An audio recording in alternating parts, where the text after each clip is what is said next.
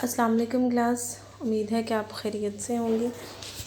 आज हमने देखना था कि आईएस ख़त की ग्राफी ताबीर हुकूमत को शामिल करने के बाद बिल्कुल वैसे ही है जैसे हमने पहले पढ़ा था, बस थोड़ी सी इसमें चेंजिंग होगी।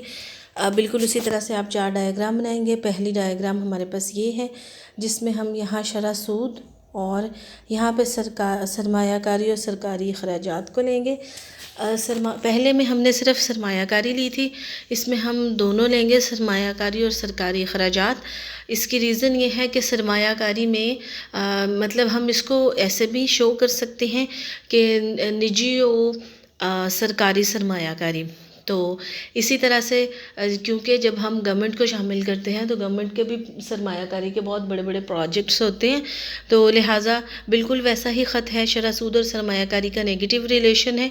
अब इसमें अगर हम हुकूमत को शामिल करने के बगैर बनाएं तो ये वाला हमारा पहला ख़त होगा MEI, और अगर हम हुकूमत को इसमें शामिल कर लेंगे तो फिर डेफिनेटली जब हुकूमत के अखराजात या हुकूमत की सरमायाकारी शामिल होगी, यानी कि पहले अगर सोसाइटी 1 करोड़ रुपए की सरमायाकारी कर रही थी और हम फिर हुकूमत को शामिल करते हैं तो वो सरमायाकारी 2 से 3 या 4 करोड़ की हो जाती है।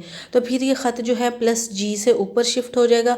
उसी तरह जब हम दूसरी डायग्राम पे जाएंगे तो यहाँ हमने सरमायाकारी और सरकारी अखराजात, और यहाँ हमने पहले हमने सिर्फ बचत ली थी, अब हम बचत प्लस टैक्स लेंगे, क्योंकि टैक्स जो हैं वो आवाम की इनकम से डिडक्ट होते हैं और जो टैक्स होते हैं वो हुकूमत की आमदनी का ज़रिया होते हैं।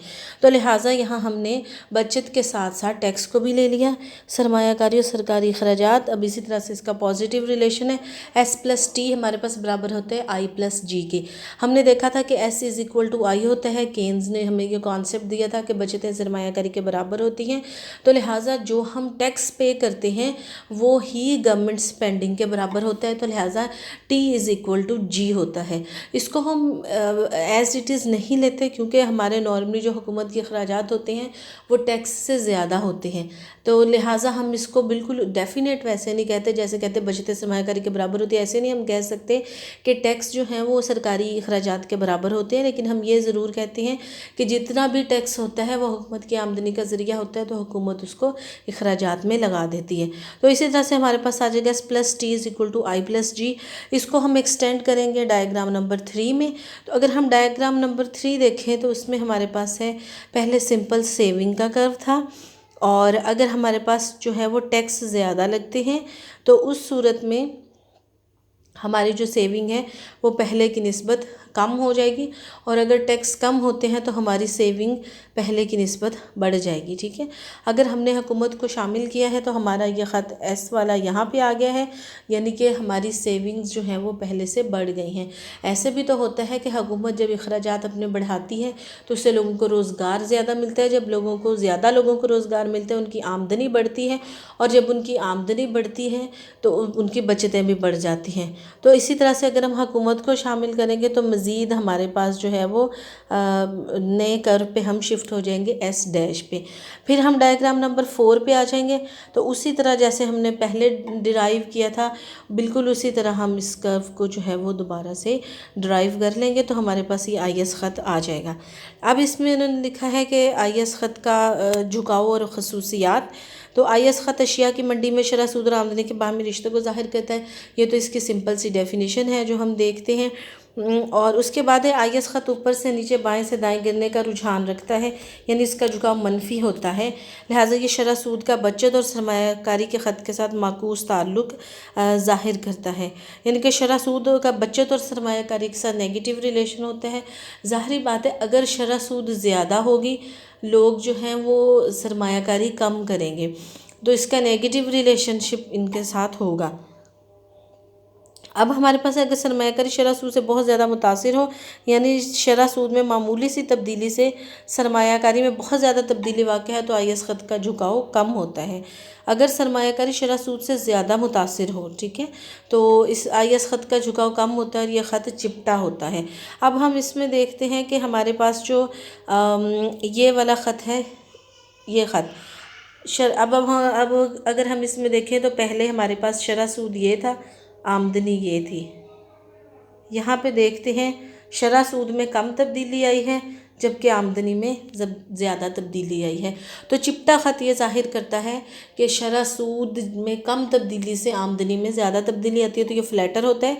अगर सरमायाकारी शरह सूद से ज़्यादा मुतासिर ना हो, यानी शरह सूद में बहुत बड़ी तब्दीली के पेश नज़र सरमायाकारी में मामूली तब्दीली हो, तो IS ख़त का झुकाव ज़्यादा होगा और ये ज़्यादा तेज़ी से गिरता है। इसको हम इस तरह से डिफ़ाइन करेंगे, पहले शरह सूद ये था, आमदनी ये थी, अब इतनी ज़्यादा शरह सूद कम होने पे आमदनी जो है वो बहुत थोड़ी सी बड़ी है, तो लिहाजा ये हमारे पास स्टीपर होगा। जिस कदर सरमायाकारी के ज़ारब की क़ुव्वत ज़्यादा होगी, आमदनी में उसी कदर ज़्यादा निस्बत से इजाफा होगा। ये हम पीछे पढ़ चुके हैं कि ज़ारब की कदर अगर 5 है तो इसका मतलब है 100 रुपये की सरमायाकारी करने से हमारी जो आमदनी है वो बढ़ेगी। तो इसी तरह से आमदनी जो है वो 500 बढ़ेगी 100 रुपये की सरमायाकारी करने से। तो जितनी ज़्यादा ज़ारब की कदर होगी उतनी ही ज़्यादा आमदनी में इजाफा होगा और IS ख़त ज़्यादा चिपटा होगा। ज़ाहरी बात है, अगर शरह सूद में चूँकि हम कहते हैं कि अगर शरह सूद में मामूली सी तब्दीली आई है लेकिन ज़ारिब की कदर ज़्यादा है, तो वो मामूली सी तब्दीली ज़ारिब की कदर से मल्टीप्लाई हो के आमदनी को में ज़्यादा इजाफा करेगी, तो लिहाजा IS ख़त चिपटा होगा। और इसके बरक्स सरमायाकारी के ज़ारिब की कदर कम होने पर यह ख़त तेज़ी से गिरने का रुझान रखेगा, यानी ये स्टीपर होगा।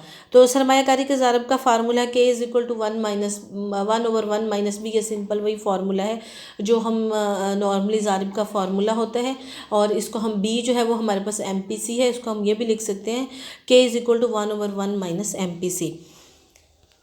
अब है चूँकि IS ख़त के झुकाव का इन्हिसार ज़ारिब की कदर पर होता है, लिहाजा मालियाती पॉलिसी इसके झुकाव को मुतासिर कर सकती है, क्योंकि सरमायाकारी के ज़ारिब को शरह टैक्स मुतासिर करती है। टैक्सों की शरह में इजाफे से सरमायाकारी के ज़ारिब की क़ुव्वत कम हो जाती है और लिहाजा IS ख़त तेज़ी से गिरने लगता है, यानी कि स्टीपर हो जाते हैं। हमारे पास 2 पॉलिसीज़ होती हैं, एक फ़िस्कल पॉलिसी मालियाती पॉलिसी, दूसरी मॉनेटरी पॉलिसी यानी कि ज़री पॉलिसी होती है।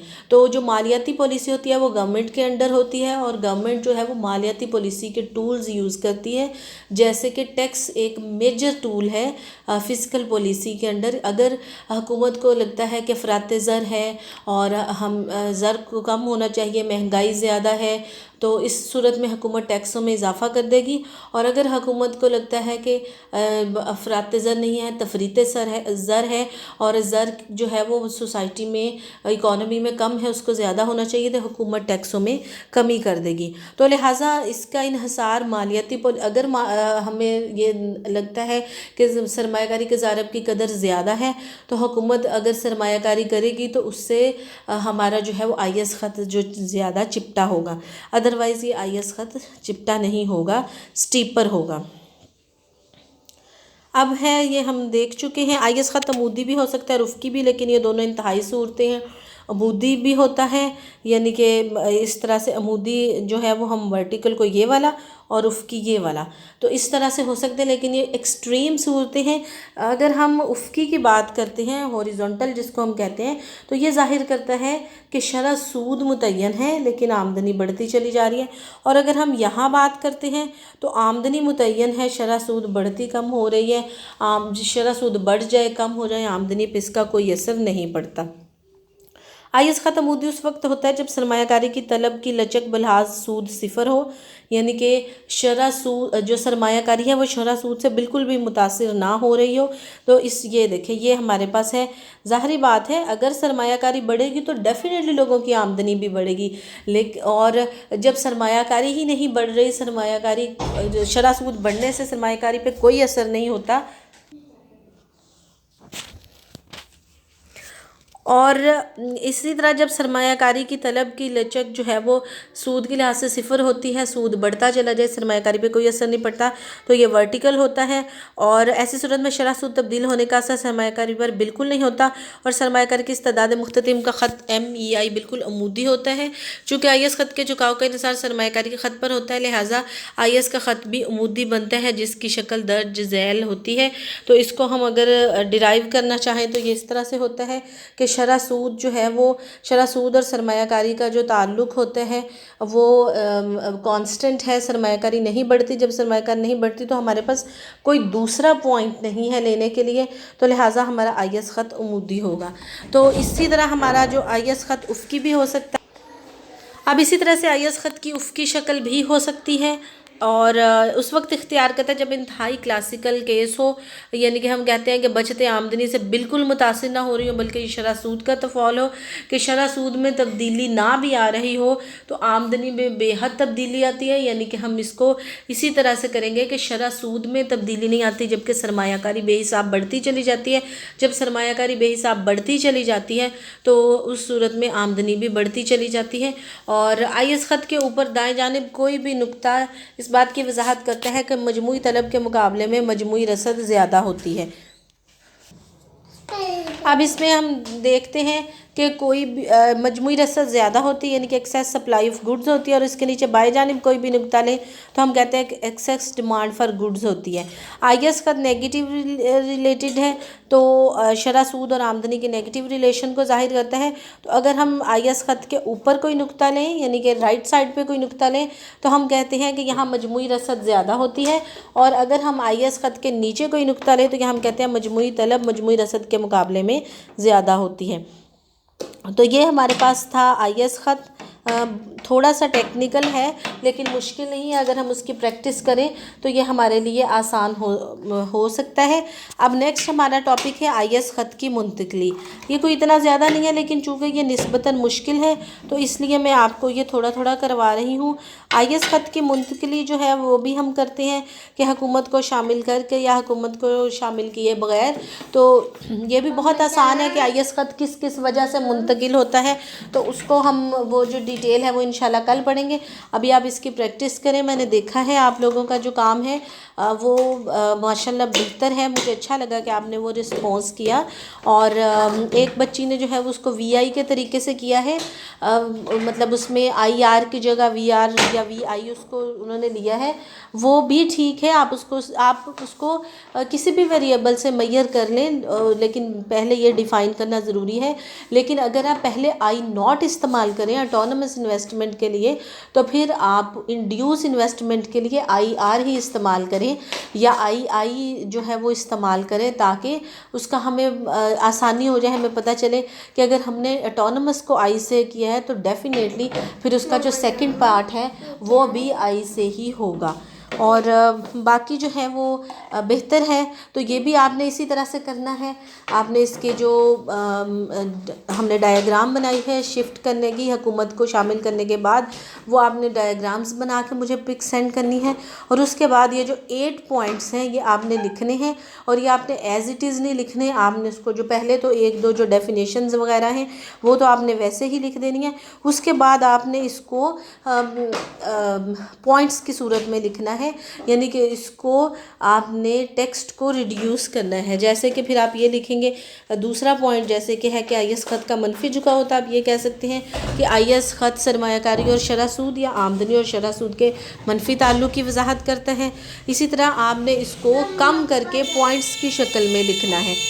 तो आज के लिए इतना ही काफ़ी है, बाकी हम इंशाल्लाह कल करेंगे। और स्पीड अप होने की कोशिश करें, टाइम कम है, सिलेबस हमारा अभी काफ़ी बड़ा है।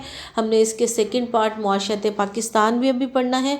उसके अलावा अभी मैथ स्टैट का भी आपका काम रहता है और प्रैक्टिकल नोटबुक भी आपने बनानी है।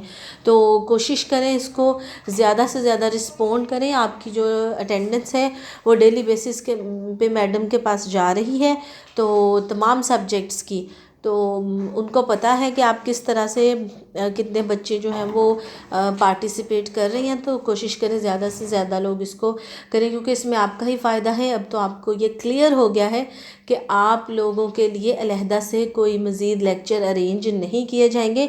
You have to listen and you have to prepare it from recorded lectures. अल्लाह हाफिज़।